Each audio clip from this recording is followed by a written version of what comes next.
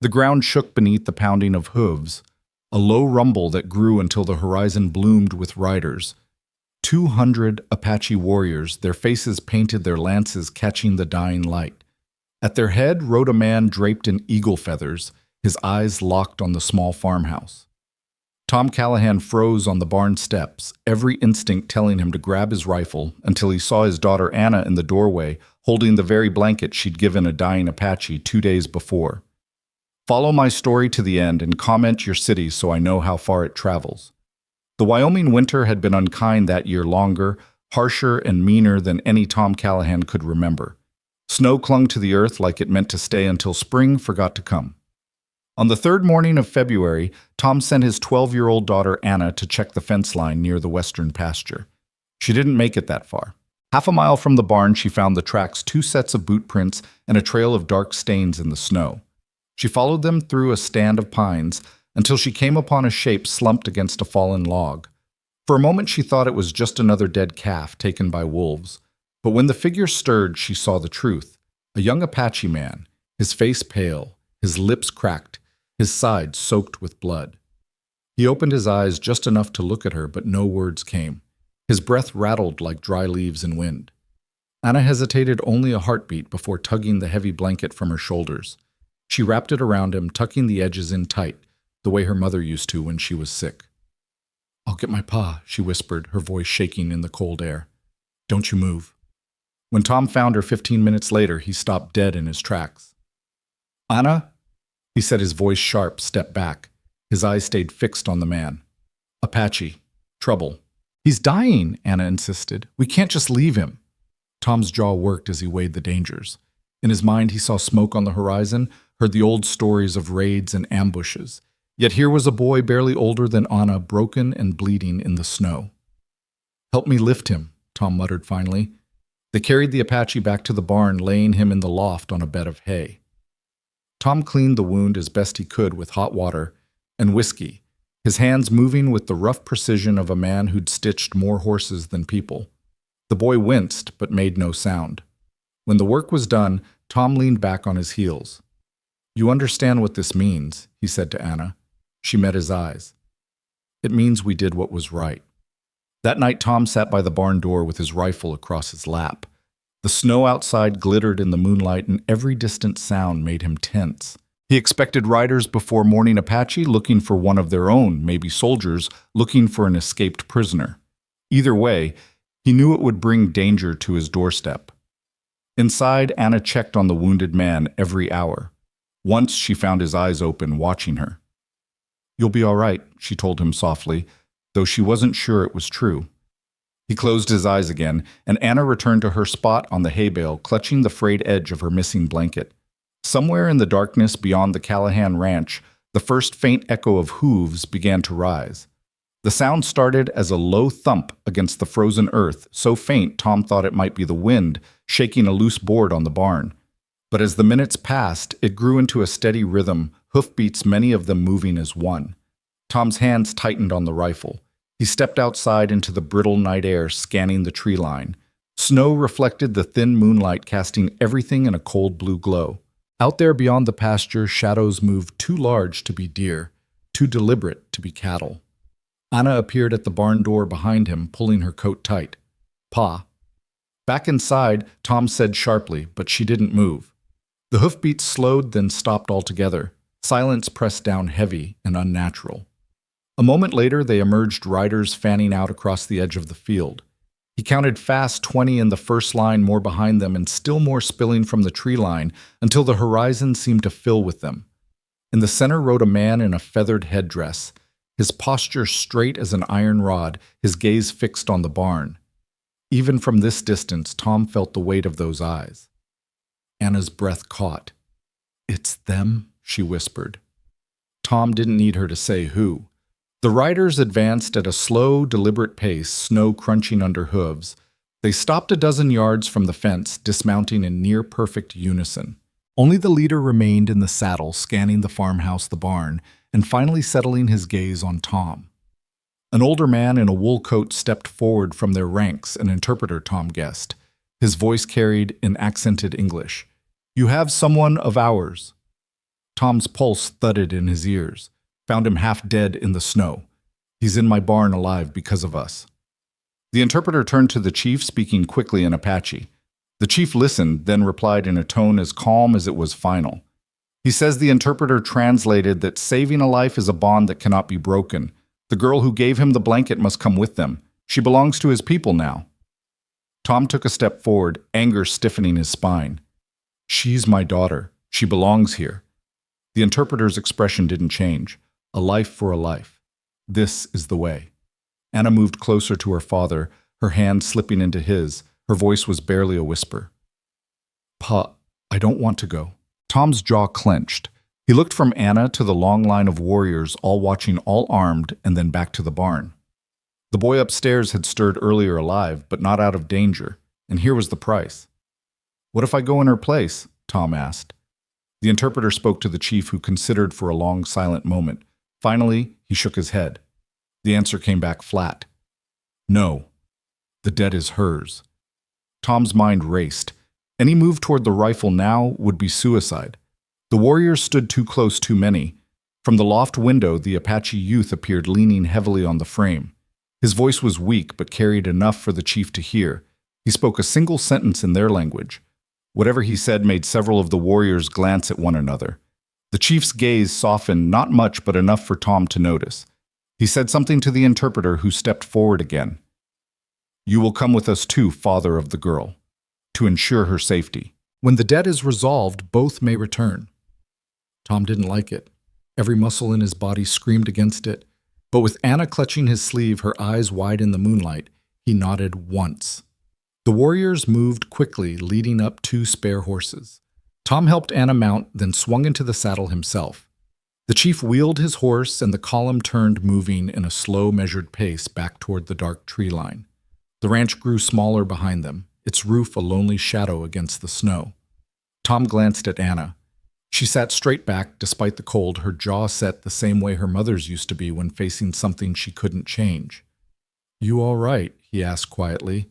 She nodded, though her hands were white-knuckled on the reins. I still have the blanket, she said, pulling it tighter around her shoulders. They rode in silence after that, the only sounds the crunch of hooves and the low creak of saddle leather. Somewhere ahead, beyond the black pines, the glow of campfires flickered faintly against the night sky. Tom knew they were heading straight into the heart of whatever this was, and once they arrived, there would be no easy way out.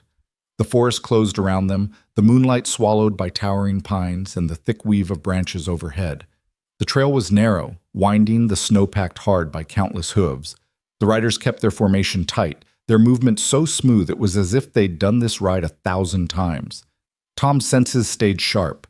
Every flicker of shadow, every creak of saddle leather seemed to carry weight. Anna rode ahead of him between 2 warriors, who kept their eyes forward, their hands loose but ready on the reins. She clutched the blanket around her shoulders, her breath curling white in the cold. You holding up? Tom called softly. She nodded without turning. I'm fine, Pa. Her voice was steadier than he expected, though he could see the tension in her shoulders. The wounded Apache they had rescued was slung across another horse, supported by 2 riders. He seemed barely conscious, his head lolling with the rhythm of the animal's gait. From the way the chief glanced back at him, every so often Tom guessed this man mattered more than anyone was saying. The trail widened as they descended toward a shallow valley. Smoke rose in thin streams from somewhere ahead, and faint voices carried on the wind low, rhythmic chanting. The air was warmer here, sheltered from the biting wind, and the scent of wood smoke mingled with that of roasted meat. They broke into a wide clearing lit by several fires. Dozens of shelters ringed the camp, built of hide, stretched over wooden frames. Dogs darted between the horses, barking until a sharp whistle from one of the warriors sent them skittering away. As they dismounted, Tom's boots sank into snow dampened by trampled earth. Anna slid down from her horse, and immediately the chief's gaze settled on her. He said something to the interpreter, who stepped forward. The chief's name is Elan, the man said. You will speak to him with respect. He says your daughter will face 3 trials. If she succeeds, she may return with you. If she fails, the interpreter hesitated. She stays. Tom's eyes narrowed. What kind of trials? The interpreter shrugged faintly. They will be revealed in time. Anna shifted uncomfortably, but she didn't speak. Tom crouched to meet her eye level. "We'll get through this," he murmured. "Stay sharp, do what they ask, and don't show fear." "I'm not afraid," she said, though her voice betrayed a tremor. Two women approached, one older, her hair streaked with gray, and one about Anna's age. The older woman spoke softly, and the interpreter explained they would see to Anna's needs, give her food, and a place to rest. Tom stood as they led Anna away, her small figure vanishing into the glow of the fires. He turned to Alon. "I'll stay near her." Alon shook his head. Through the interpreter, he replied, "You will stay in the guest lodge. You will see her when it is time." Tom wanted to argue, but the set of the chief's jaw made it clear the decision wasn't open for debate. Reluctantly, he allowed himself to be led to a low shelter near the edge of camp. Inside, a fire crackled, casting flickering light on the hide walls. A bowl of stew sat waiting on a wooden plate. He didn't touch it. Instead, he sat on the floor staring at the entrance, replaying every moment since they'd left the ranch. His mind kept circling back to the same truth: he was deep in their territory, surrounded and unarmed, except for the pocket knife in his coat. Somewhere in the distance, a drum began to beat slow and steady. Voices rose in song, carrying through the cold air.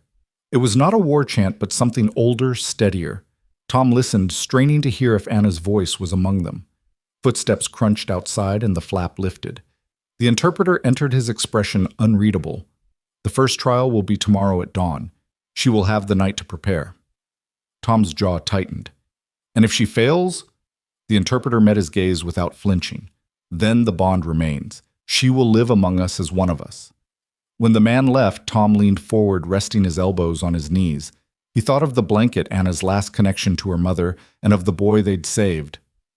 Somehow that simple act of kindness had turned into a chain, pulling them both deeper into a world neither of them understood. Outside, the drumming stopped abruptly, and the camp fell into a heavy silence, the kind that felt less like rest and more like the pause before something big. Tom knew morning would come fast, and with it the first test. The cold bit harder in the hour before dawn. Tom was already awake when the hide flap lifted and the interpreter stepped inside. "It's time," the man said simply. Tom followed him out into the pale light. The camp was stirring, warriors stoking fires, women carrying baskets of grain, children peeking from behind shelters to catch a glimpse of the strangers. Beyond the central fire, a wide, snow-dusted corral held a single Mustang, its coat the color of storm clouds, its breath steaming in the cold. Anna stood nearby, her blanket draped around her shoulders.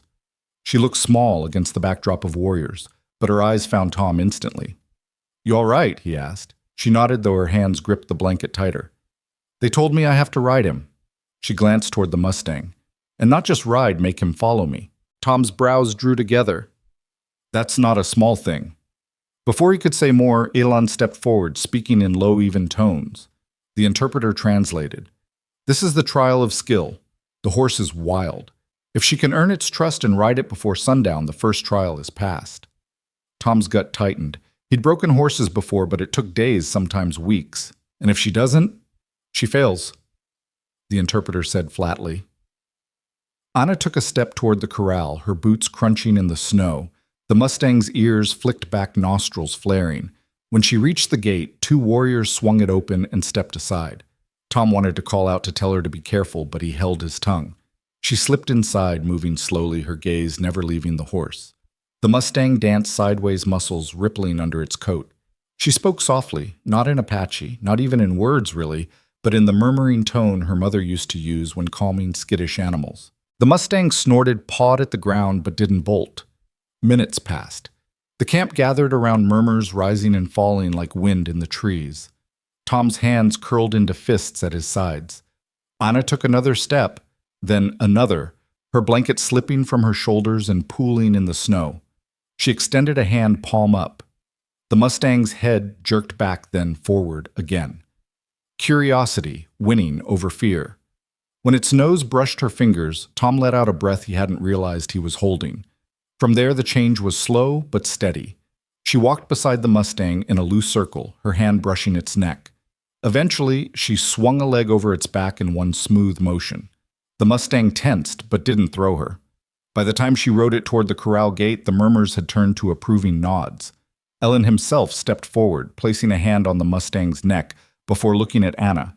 His words were short, but the interpreter smiled faintly. The first trial is past. Anna dismounted, cheeks flushed from the cold and the effort. She retrieved her blanket, wrapping it around herself again. Tom met her halfway, his relief hidden behind a steady nod. "You did good."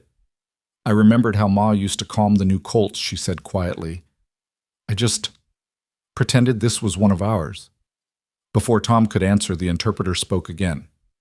"Tomorrow will be the second trial. Tonight, you rest." The warriors led the Mustang away, and the crowd began to disperse. Tom and Anna walked together toward the guest lodge, the snow crunching under their boots. As they passed the wounded Apache's shelter, Tom caught sight of him sitting outside, propped against a post. His eyes followed Anna, unreadable but intent. Tom slowed. "That you're doing, keeping them from taking her without me." The young man didn't answer in English, just gave the faintest nod before closing his eyes again. Tom and Anna stepped back into the lodge. The fire was still burning low.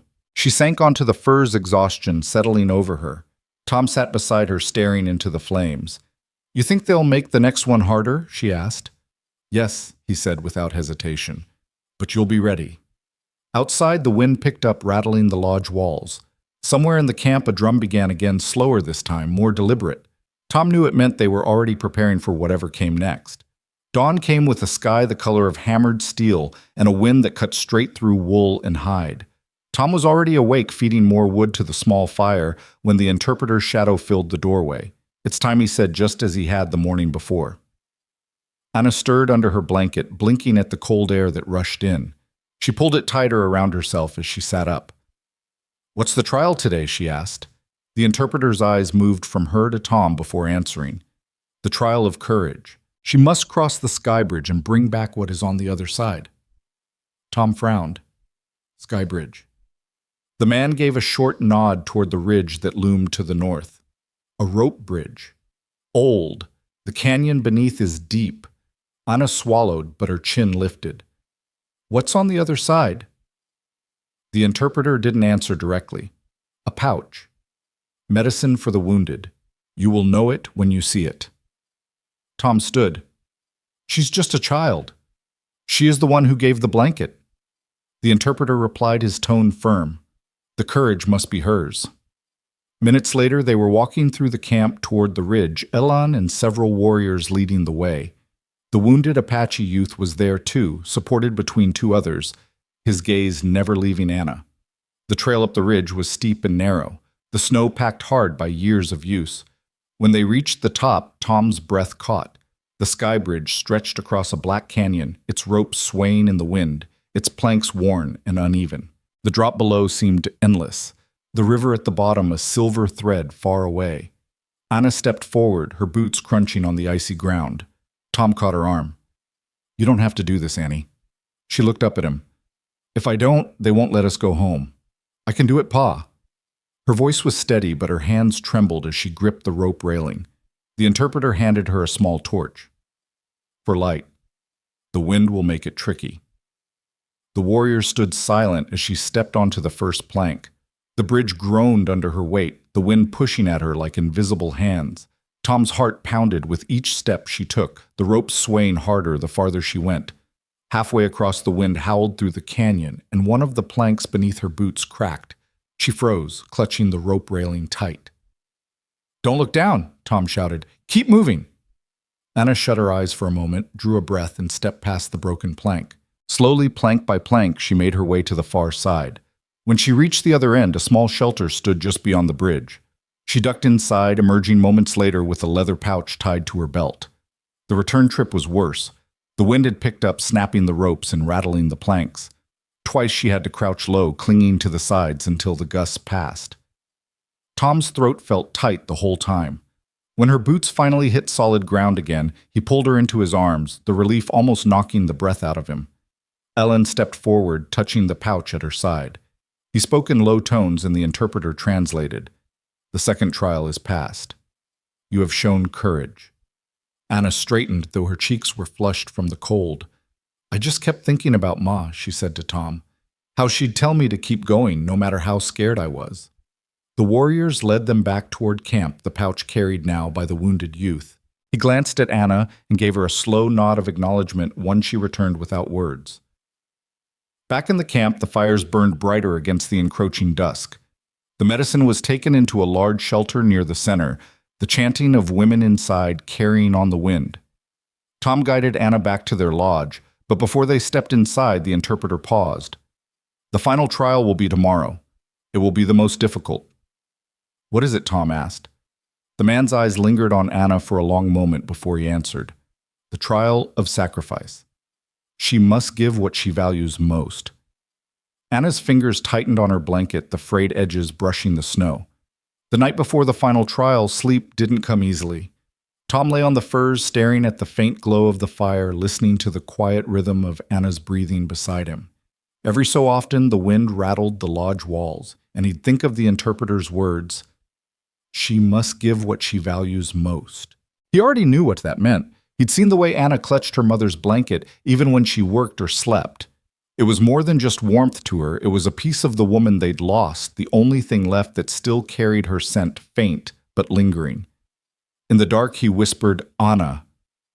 She stirred. You don't have to do it," he said. "If it's the blanket, there has to be another way." Her voice was soft but certain.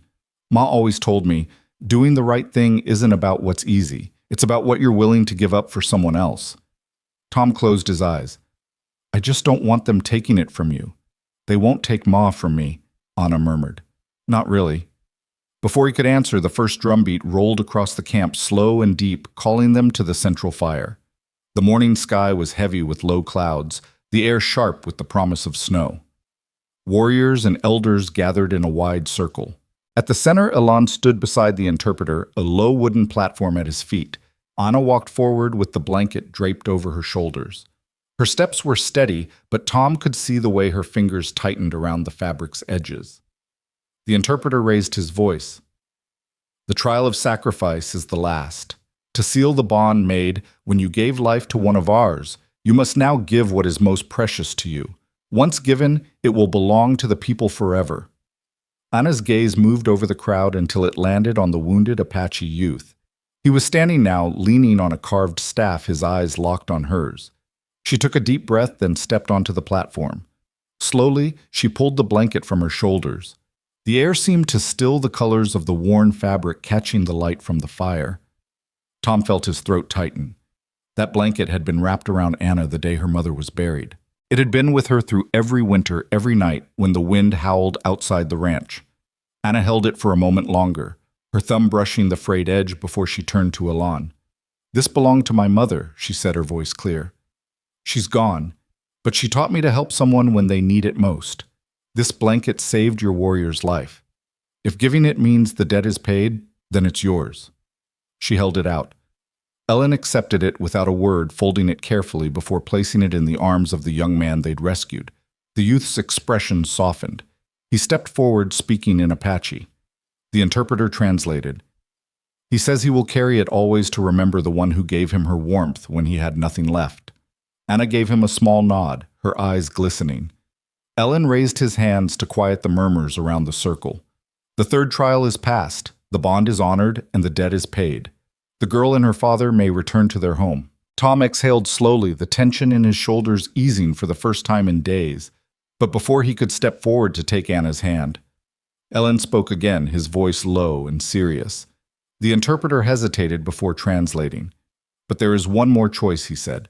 "You may leave now or stay until the snow melts as guests of the tribe to learn our ways." Anna glanced at her father, surprise flickering in her eyes. Tom studied her for a moment, then looked to the young man holding the blanket.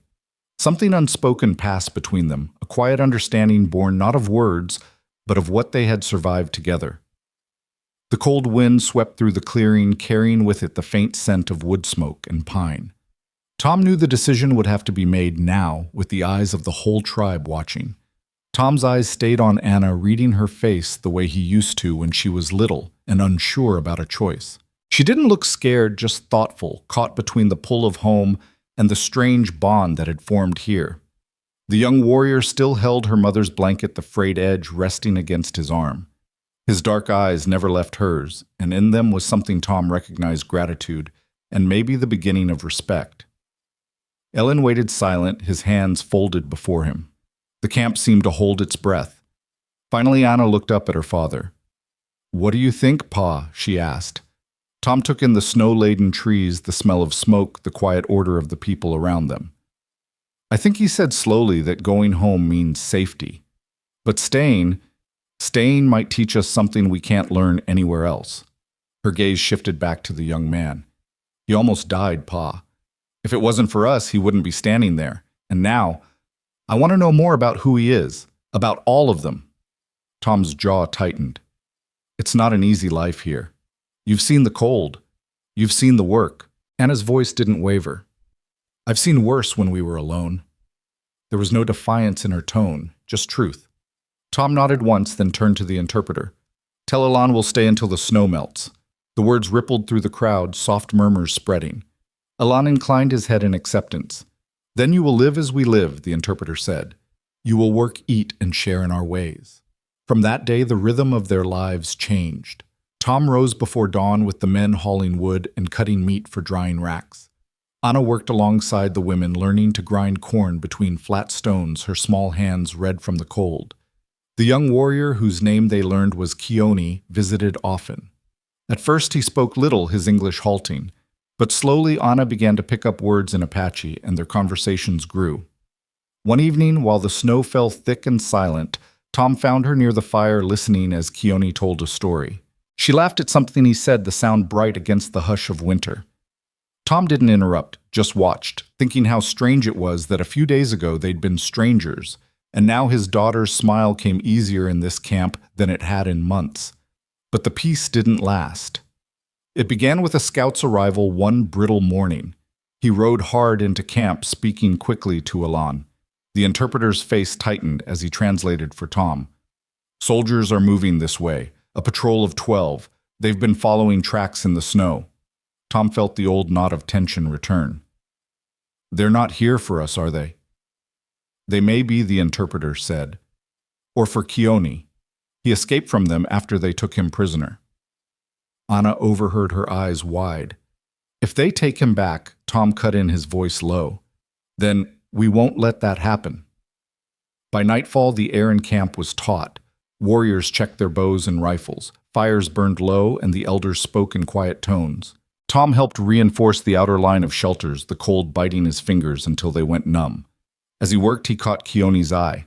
The young man gave a short nod, gratitude again, but also something heavier, a readiness for whatever was coming. The snow kept falling, muffling sound, wrapping the camp in a deceptive calm. But Tom knew it was the kind of calm that broke fast, and when it did, it would take more than courage to keep them alive.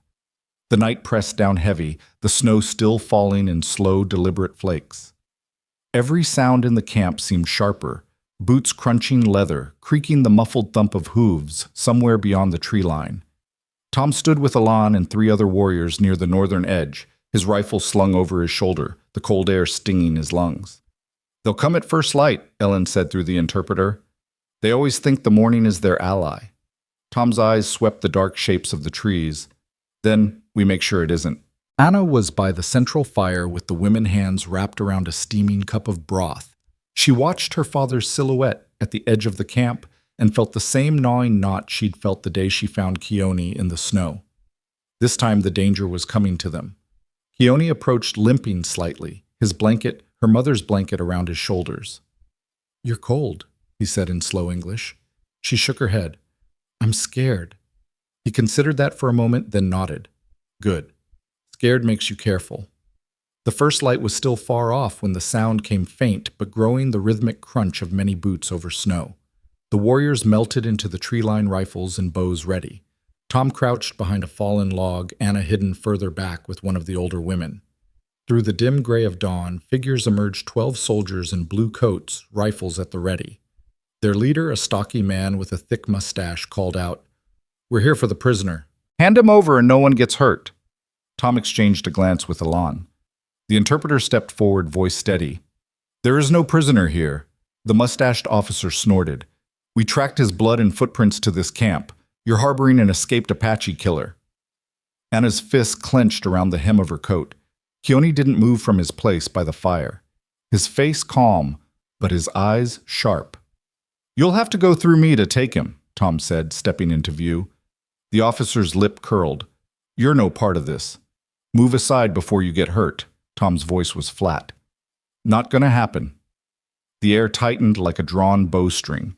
One of the soldiers shifted his rifle, and the movement was all it took. 3 warriors stepped from cover, bows drawn arrows aimed at the patrol. "Last warning," Elan said through the interpreter. The mustached officer's eyes narrowed. "You're making a mistake." The standoff stretched, breath misting in the cold fingers tightening on triggers and bowstrings. Then from somewhere behind the soldiers, a voice called out, sharp and urgent. Another man in uniform appeared younger, his face pale. He looked from Tom to Keone and back again. "Hold your fire," he shouted to his men. The officer turned, scowling. "What are you doing, Lieutenant?" The younger man hesitated, then stepped forward. "That Apache saved my life once, 2 winters ago near the Cimarron. I won't see him dragged back in chains." The silence that followed was thick enough to taste. Tom's pulse pounded in his ears. The officer's glare moved between his lieutenant and the camp. "This isn't over," he growled finally. "We'll be back." The soldiers withdrew their shapes, fading into the trees until the sound of boots on snow was gone. Only then did the camp exhale. Anna rushed to her father, clutching his arm. "They'll come again," she said. "I know," Tom replied, looking toward Elan. "And next time we'd better be ready." The camp moved like a living thing after the soldiers disappeared into the trees. Men checked rifles, women gathered what they could carry in case the warriors decided to move before nightfall. The snow had stopped, but the cold had sharpened the kind that stung the inside of your nose with every breath. Tom stayed near Elan, helping to shift barrels of grain into a fortified shelter near the center of camp. "They'll be back," Tom said quietly. Ellen nodded. "Yes, and they will bring more men." Keone approached, still wrapped in Anna's old blanket. His limp was less pronounced now, though the wound still slowed him. "We fight?" he asked in careful English. Ellen answered him in Apache, the words short and clipped. The interpreter turned to Tom. "He says fighting is the last choice, but if they come with chains, then we fight." Anna hovered close, her eyes scanning the tree line. "Pa, can't we just leave before they get here?" Tom shook his head. "Running now would mean leaving them to face it alone. You know I can't do that." The day passed with tense preparation. Tom joined 2 younger warriors in setting hidden lines, snares, and tripwires along the narrow path to the ridge. Anna helped the women smear ash over the snow to dull the brightness of the campfires, making the settlement harder to see from a distance. That evening, as the light drained from the sky, Tom sat by the fire, sharpening his knife. Keone sat across from him, watching. "You are not like most white men," Keone said slowly. Tom kept working the blade. "Maybe I'm just too stubborn to pick a side without seeing the whole truth." Keone gave a faint smile. "Truth is hard to see when men come with guns." Anna listened, her chin resting on her knees. "What will you do if they come tomorrow?" Keone's smile faded. "If they come for me, I will not be taken again." The night stretched long. Tom slept in his boots, his rifle propped within arm's reach.